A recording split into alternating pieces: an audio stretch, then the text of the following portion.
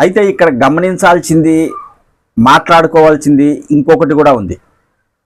ప్రస్తుతం రాష్ట్రంలో డిప్యూటీ సీఎంగా పవన్ కళ్యాణ్ గారు ఉన్నారు.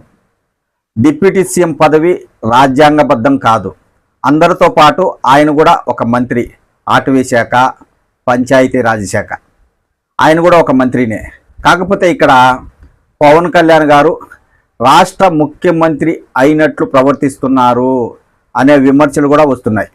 గతంలో పవన్ కళ్యాణ్ గారు తెలుగుదేశం పార్టీకి అండగా ఉన్నారు. అదే కాకుండా బీజేపీ, తెలుగుదేశం, జనసేన ఈ 3 పార్టీలు కలిసి పోటీ చేయడానికి, కూటమిగా ఏర్పడడానికి పవన్ కళ్యాణ్ గారు చాలా కృషి చేశారు. ఆ ఉద్దేశంతో కూటమి ప్రభుత్వం అధికారంలోకి వచ్చిన పవన్ కళ్యాణ్ గారు ముఖ్యమంత్రితో పాటు సమానంగా నిర్ణయాలు తీసుకుంటున్నారు అనే విమర్శలు కూడా ఉన్నాయి.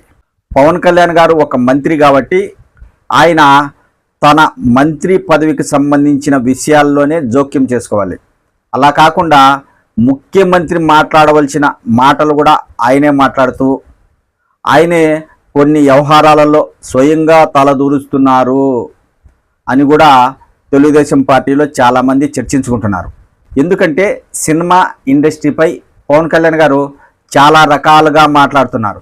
థియేటర్లలో అన్ని రకాల వసతులు కల్పించాలి, సినీ పరిశ్రమ పెద్దలు వచ్చి ప్రభుత్వ పెద్దలను కలవాలి, సినీ పరిశ్రమను భయపెట్టేలా ఆయన వ్యాఖ్యలు ఉన్నాయి అంటూ కొంతమంది చర్చించుకుంటున్నారు. అలాగే కందుల దుర్గేష్ గారు కూడా ఒక మంత్రి గారే.